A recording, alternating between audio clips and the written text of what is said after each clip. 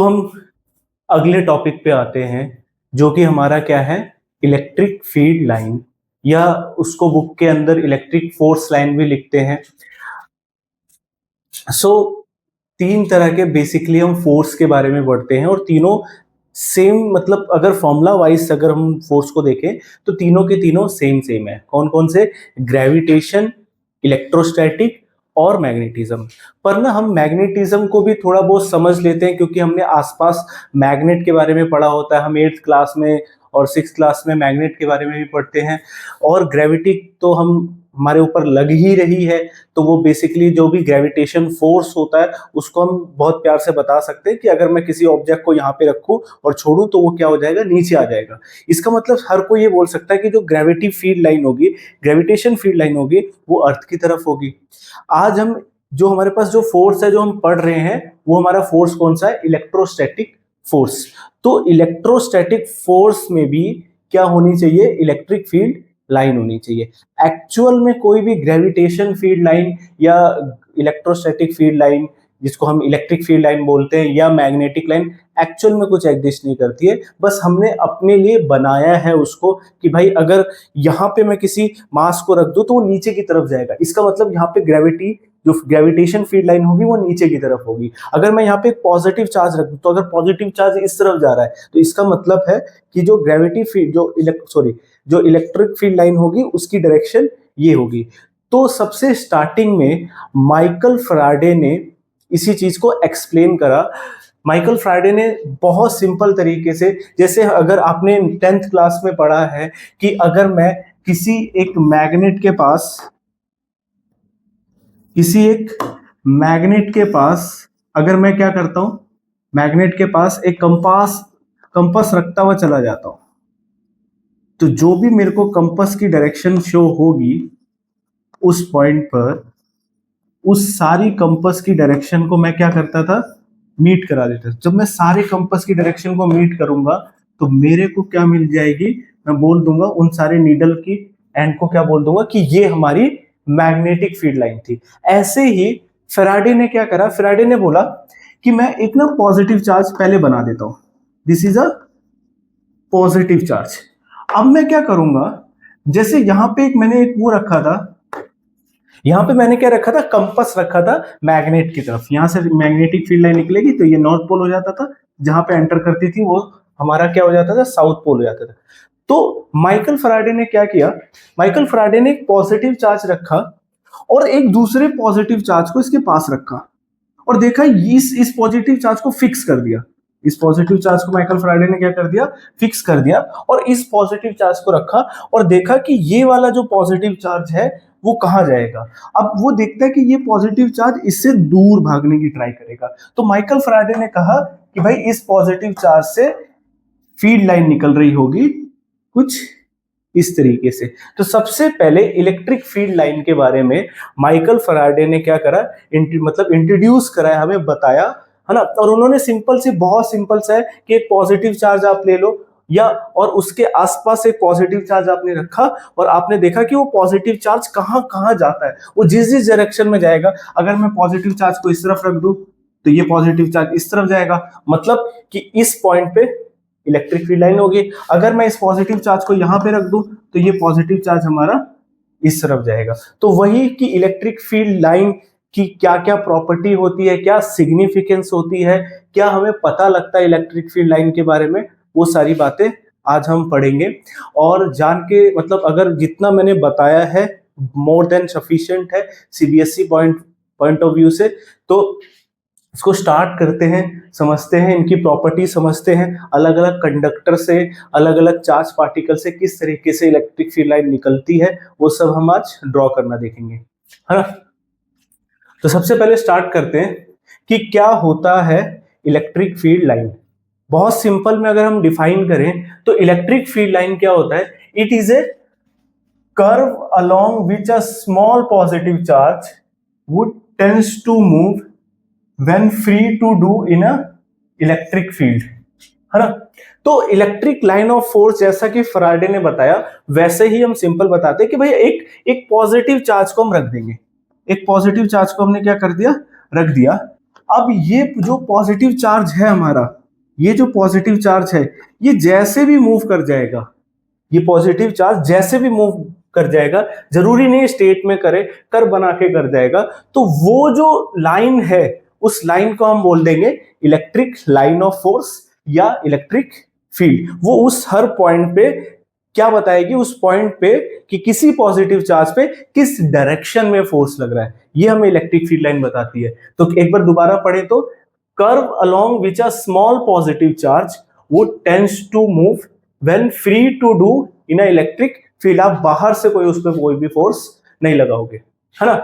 अब the tangent to which any point give the direction of electric field at that point. मतलब अगर electric field line मेरी straight line बन रही है तो बहुत सिंपल सी बात है कि भाई अगर मैं यहाँ पे किसी चार्ज को रख दूंगा, अगर मैं यहाँ पे मान लो मैंने किसी चार्ज को रख दिया तो वो चार्ज तो इसी डायरेक्शन में जाएगा।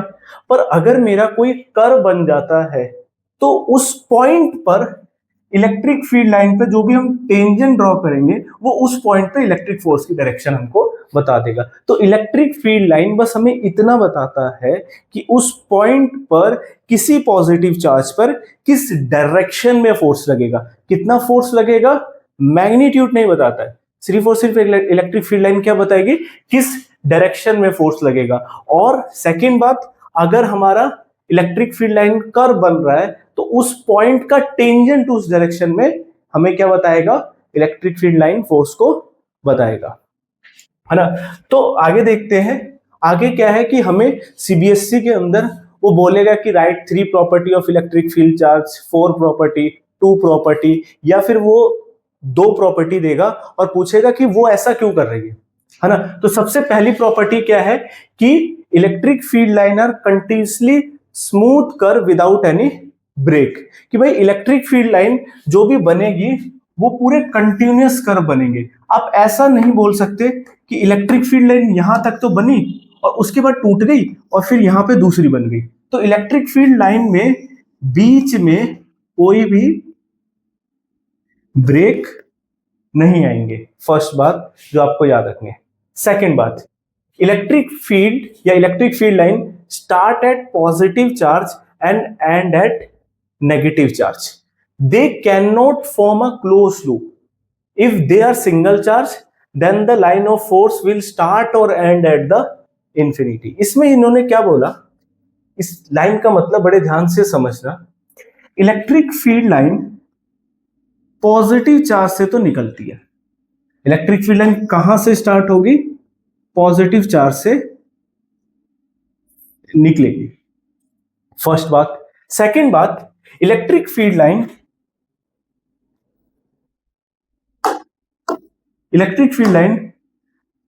कहां पर खत्म हो जाएगी, इलेक्ट्रिक फील्ड लाइन पॉजिटिव से निकलेगी और कहां पे खत्म हो जाएगी, नेगेटिव चार्ज पे खत्म हो जाएगी। पॉजिटिव से निकलेगी और नेगेटिव चार्ज पे एंड हो जाएगी।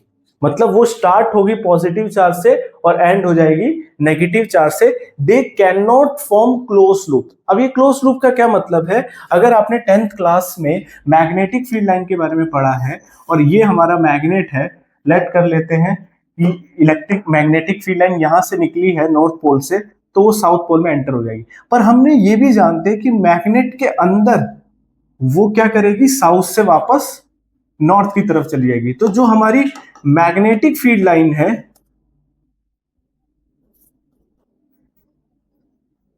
मैग्नेटिक फील्ड लाइन है वो बनाती है close curve. Magnetic field line close curve बनाती है, पर electric field line magnetic field line की तरह क्लोज कर्व नहीं बनाएगी। वो स्टार्ट, इसका कोई स्टार्टिंग पॉइंट होगा और उसका क्या होगा, एंडिंग पॉइंट होगा। पर अगर कोई सिंगल चार्ज रखा है तो, या तो अगर सिंगल चार्ज रखा है, मान लो कि कोई नेगेटिव चार्ज रखा है, तो इलेक्ट्रिक फील्ड लाइन इंफिनिटी से स्टार्ट होगी और नेगेटिव पे खत्म हो जाएगी। और इसका उल्टा भी होगा, अगर कोई पॉजिटिव चार्ज रखा है तो इलेक्ट्रिक फील्ड लाइन स्टार्ट तो कहां से होगी, पॉजिटिव चार्ज से, पर एंड कहां पर हो जाएगी, इंफिनिटी से। तो the field line of force start at positive charge and end at negative charge. They cannot form closed loop like magnetic field and if there is a single charge then the line of force start at और end at the infinity. अगर single charge है तो या तो infinity से आ रही होगी या तो इंफिनिटी की तरफ जाएगी। तीसरी प्रॉपर्टी जो क्या है, tangent of line of force give the direction of electric field at the point. इसके बारे में हम बात कर चुके हैं कि भाई जो भी हमारी इलेक्ट्रिक फील्ड, अगर जो मान लो इलेक्ट्रिक फील्ड की डायरेक्शन कुछ इस तरीके से है, तो उस पॉइंट पर जो भी हम टेंजेंट ड्रॉ करेंगे वो टेंजेंट हमें बताएगा कि उस पॉइंट पे इलेक्ट्रिक फील्ड की डायरेक्शन क्या है, या उस पॉइंट पे जो पॉजिटिव चार्ज पे इलेक्ट्रिक फोर्स किस तरीके से लगेगा, है ना। चौथी property, no two line of force can cross each other. कभी भी दो इलेक्ट्रिक और सेम मैग्नेट के साथ भी होता है, मैग्नेटिक फील्ड लाइन कभी भी आपस में इंटरसेक्ट नहीं कर सकती।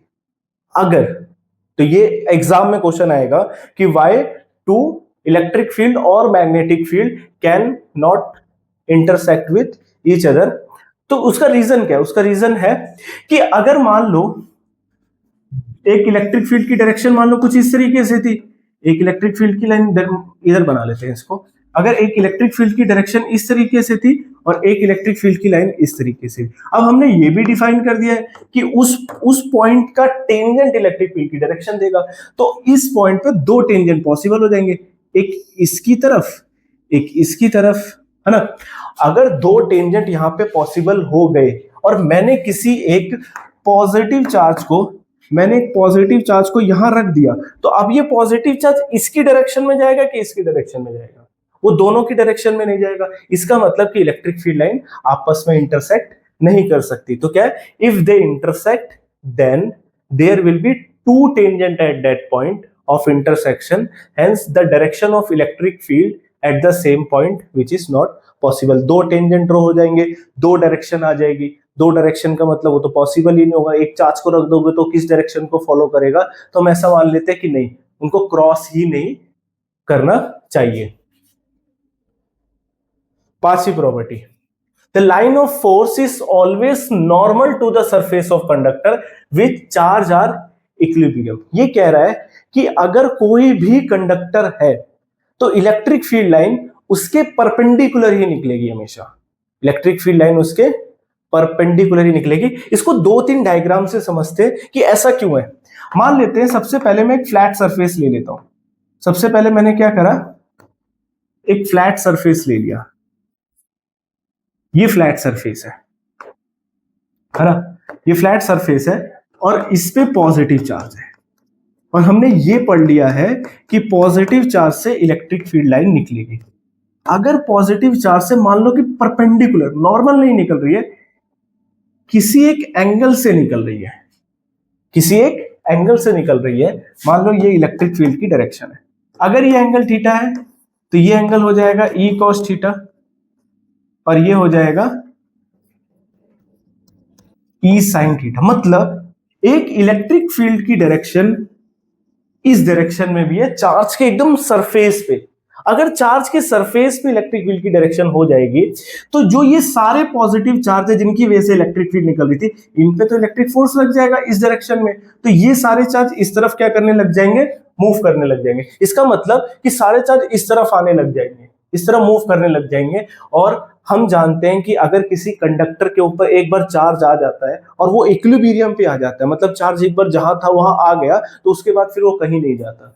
इसका मतलब कि उस टाइम पे जब वो इक्विलिब्रियम पे होगा, उस टाइम पे इलेक्ट्रिक फील्ड परपेंडिकुलर ही होनी चाहिए, किसी भी एंगल पे इंक्लाइन नहीं होनी चाहिए, क्योंकि एंगल पे इंक्लाइन होते ही सरफेस के पैरेलल एक ई कॉस थीटा का एक मतलब मैग्नीट्यूड बनेगा और वो उसको इस डायरेक्शन में फोर्स लगा देगा, तो सारे चार्ज इस तरफ मूव करने लग जाएंगे, सारे चार्ज इस तरफ मूव करने लग जाएंगे, तो दोबारा इक्विलिब्रियम पे नहीं रहेगा। फिर कहीं पर ऐसा होगा तो चार्ज गोल गोल घूमता रहेगा, पर हम देखते हैं ऐसा नहीं होता। तो क्या लिखा है, if the line of force are not normal, अगर वो नॉर्मल नहीं है, the component of electric field parallel to the surface, जो कंपोनेंट इलेक्ट्रिक फील्ड के पैरेलल है वो क्या करेगा, इलेक्ट्रॉन या जो भी चार्ज था उसको मूव कराएगा ऑन द, क्या मतलब उसको मूव कराएगा ताकि करंट फ्लो करने लग जाए। पर हम देखते हैं कि इक्विलिब्रियम कंडीशन पे कोई भी करंट फ्लो नहीं करता है। इसका मतलब electric field line always perpendicular निकलेगी सरफेस से। ये हमारी इंपॉर्टेंट प्रॉपर्टी थी। ये प्रॉपर्टी जेई के लिए भी बहुत इंपॉर्टेंट है, नीट के लिए भी इंपॉर्टेंट है और सीबीएसई के लिए भी इंपॉर्टेंट है। थोड़ी सी ट्रिकी है, समझने में थोड़ा सा टाइम लगता है, तो मेनली क्वेश्चन इसी प्रॉपर्टी पे वो पूछ सकते हैं।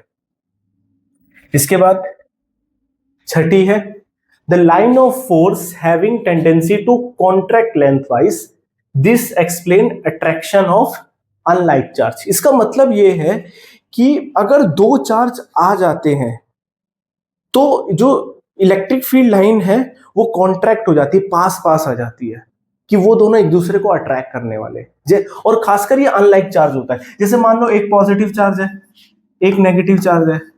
पहले पॉजिटिव चार्ज जो था जैसे आप नेगेटिव चार्ज इसके पास लेकर आओगे, जो पॉजिटिव चार्ज से इलेक्ट्रिक फील्ड लाइन ऐसे निकल के इंफिनिटी पे जा रही थी, अब वो कॉन्ट्रैक्ट हो जाएगी, वो कॉन्ट्रैक्ट हो जाएगी और वो क्या करेगी, ये फील्ड लाइन ऐसे घूम के इस तरफ आ जाएगी और ये वाली इलेक्ट्रिक फील्ड लाइन घूम के ऐसे आ जाएगी, है ना। तो इलेक्ट्रिक फील्ड लाइन के पास एक टेंडेंसी है कॉन्ट्रैक्ट होने की, है ना। और सेम सेवंथ में क्या है, टेंडेंसी है एक्सपैंड होने की। मतलब अगर पॉजिटिव चार्ज से निकल रही थी, जैसे ही मैं नेगेटिव चार्ज लेकर आया, ये तुरंत ही बेंड होके इसके पास आ गई।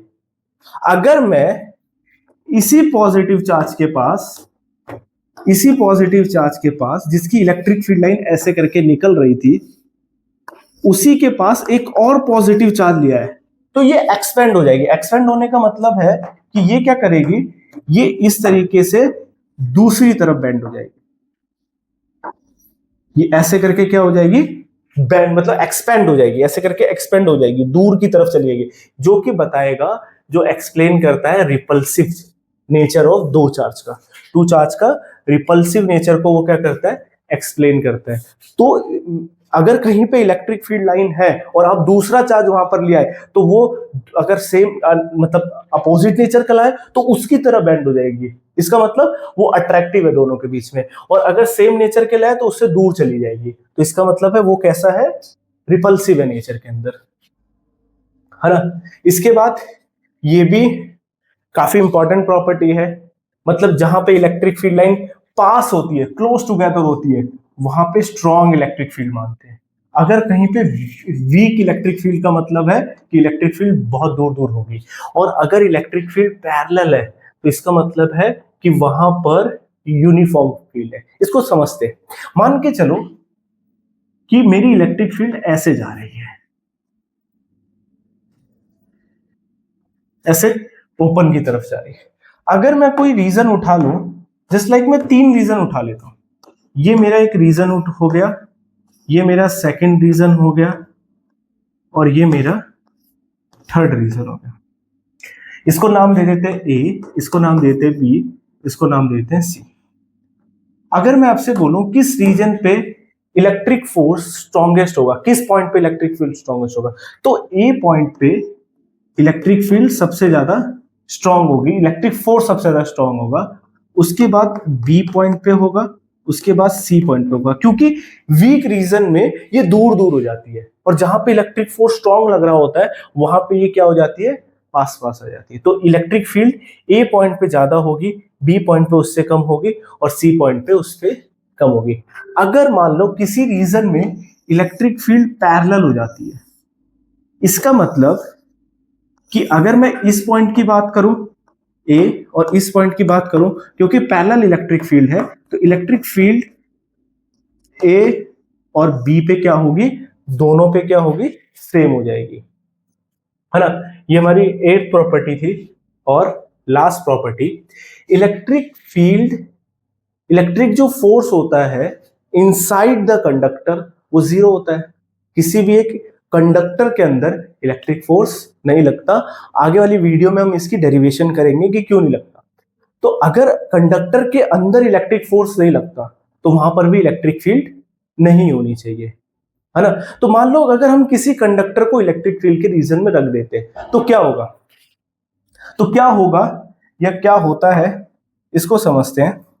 मान लो मैंने कंडक्टर ले लिया, है ना। अब इसको मैंने इलेक्ट्रिक फील्ड के एक रीजन में मैंने रख दिया, तो इलेक्ट्रिक फील्ड क्या होगा, मान लो इस तरफ इलेक्ट्रिक फील्ड इस डायरेक्शन से आ रही थी, इलेक्ट्रिक फील्ड इस डायरेक्शन से ऐसे आ रही थी। अब हम जानते हैं कि जो नेगेटिव चार्ज होता है वो इलेक्ट्रिक फील्ड की तरफ चला जाएगा और पॉजिटिव चार्ज दूसरी तरफ आ जाएगा, तो इस तरफ नेगेटिव चार्ज इकट्ठा होना चालू हो जाएगा और इस तरफ पॉजिटिव चार्ज इकट्ठा होने लग जाएगा। अब जैसे ही इस तरफ नेगेटिव चार्ज इकट्ठा होगा, ये जो हमने इलेक्ट्रिक फील्ड लाइन ड्रॉ करी थी, इनके पास टेंडेंसी है मूव करने की, तो ये इलेक्ट्रिक फील्ड क्या करेंगी, ये सरफेस के ऐसे करके परपेंडिकुलर एंटर करेंगे, पर क्योंकि यहाँ पे नेगेटिव चार्ज था तो नेगेटिव चार्ज पे इलेक्ट्रिक फील्ड क्या हो जाती है, खत्म हो जाती है, और उतनी ही इलेक्ट्रिक फील्ड इस पॉजिटिव चार्ज से बाहर निकल जाएगी, और ये जो निकलेगी परपेंडिकुलर। तो अगर आप किसी कंडक्टर को इलेक्ट्रिक फील्ड में रख देते हो, तो जिस तरफ से इलेक्ट्रिक फील्ड आ रही है, नेगेटिव चार्ज उस तरफ चला जाएगा और पॉजिटिव चार्ज इस तरफ चला जाएगा, और हम जानते हैं कि electric field line negative charge पे खत्म हो जाती है, तो वो सारी लाइन इस नेगेटिव चार्ज पे खत्म हो जाएगी, और जो इस तरफ पॉजिटिव चार्ज था वहां से सारी की सारी इलेक्ट्रिक फील्ड लाइन क्या हो जाएगी, बाहर आ जाएगी, है ना। तो इस तरीके के क्वेश्चन भी एग्जाम में आएंगे, आपको ऐसे 4 डायग्राम दे देंगे और बोलेंगे कि भाई किस कौन से कंडक्टर का सही है। तो अगर आपको अपने मतलब इलेक्ट्रिक फील्ड लाइन की प्रॉपर्टी को समझा है तो आप बहुत प्यार से उसको कर सकते हो, है ना। और जो क्वेश्चन है हमें इलेक्ट्रिक फील्ड लाइन ड्रॉ करने के लिए आएगा एग्जाम के अंदर, तो हम इलेक्ट्रिक फील्ड लाइन ड्रॉ करते हैं। पहला जो हमें ड्रॉ करना है वो है सिंगल पॉजिटिव चार्ज की वजह से। सिंगल पॉजिटिव चार्ज करने की वजह से बहुत आसान है, आपको एक पॉजिटिव चार्ज लेना है और वहां से क्या करना है, इलेक्ट्रिक फील्ड लाइन को परपेंडिकुलर और सारी डायरेक्शन में इक्वल क्या कर देना, बाहर कर देना। अगर ये पॉजिटिव चार्ज है तो आप एरो जरूर बनाओगे, अगर आपने एरो से डायरेक्शन को नहीं बताया तो वो डायग्राम नहीं मारा जाएगा। ये चार्ज हमारा कैसा था, ये चार्ज था हमारा पॉजिटिव चार्ज था। कैसा चार्ज था, पॉजिटिव चार्ज था, है ना। अब हमें नेगेटिव चार्ज की वजह से ड्रॉ करना है, मान लेते हैं कि ये हमारा नेगेटिव चार्ज है। अगर नेगेटिव चार्ज है तो इलेक्ट्रिक फील्ड लाइन सेम ही बनेगी पर ये इसकी तरफ आएगी,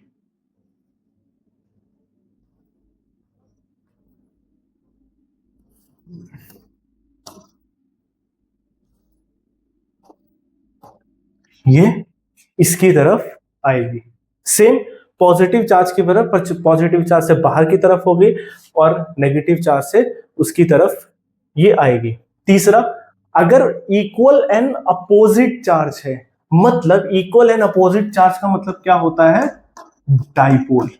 ध्यान रखना बोर्ड में के लिए बहुत इंपॉर्टेंट है, मतलब बनाने को आएगा तो डाइपोल के लिए ही आएगा। तो डाइपोल के लिए आपको क्या करना है, एक चार्ज लेना है कैसा, पॉजिटिव, एक चार्ज लेना है कैसा, negative. Electric field line positive से स्टार्ट हुई, पॉजिटिव पे एंड हुई, इसके पास अपनी टेंडेंसी है,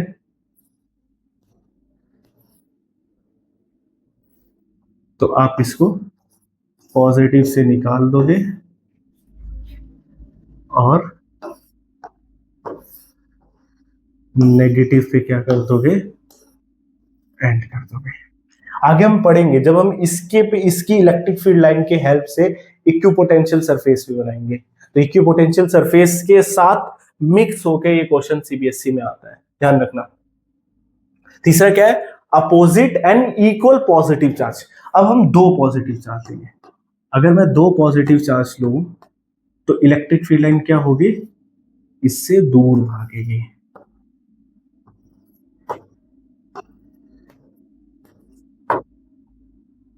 पॉजिटिव है तो आपको एरो का बड़ा ध्यान रखना है।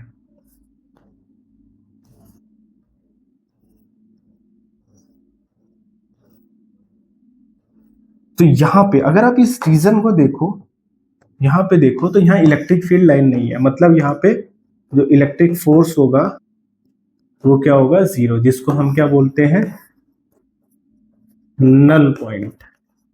यहां पे कहीं क्या होने वाला है, नल पॉइंट होना है, यहाँ पे इलेक्ट्रिक फील्ड नहीं है तो यहाँ पे आपका क्या होगा, नल पॉइंट होगा। पॉजिटिव प्लेन कंडक्टर के बारे में बात कर रहे हैं, है ना। मतलब पॉजिटिव प्लेन कंडक्टर मतलब ये मेरा कंडक्टर है, कोई वायर है और इस पे पॉजिटिव चार्ज है।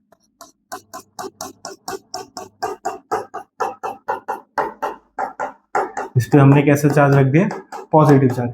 अगर इस पे पॉजिटिव चार्ज है तो electric field line perpendicular to surface ही बना देंगे, तो इलेक्ट्रिक फील्ड लाइन ऐसे करके बाहर निकल जाएगी।